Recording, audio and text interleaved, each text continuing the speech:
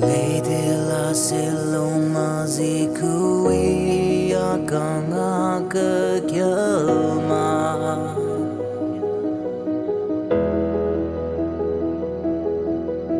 Lady ujema chopa hiko de samaho tingchi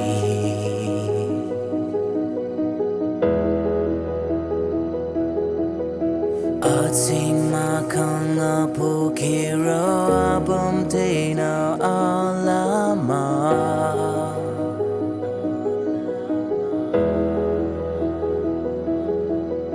Ita sa holam kili sutalida matenya re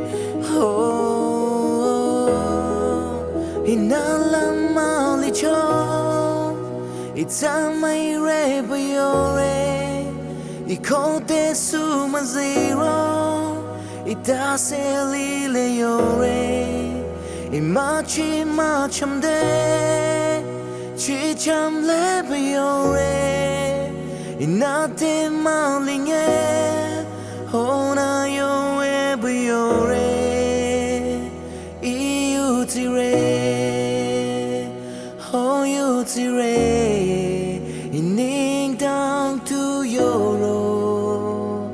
You tire, ati kyang lam chisu banana winning down lam thing re.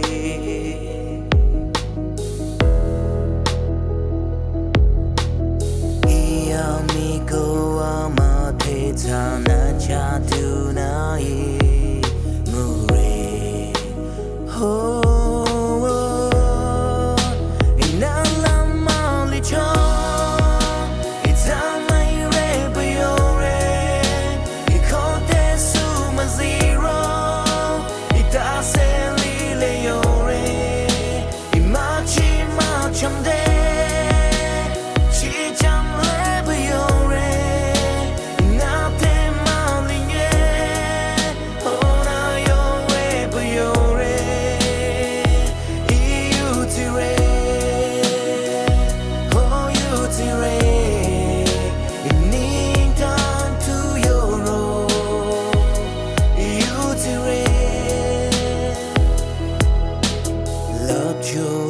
Chang na ngu ko a te la na ching te li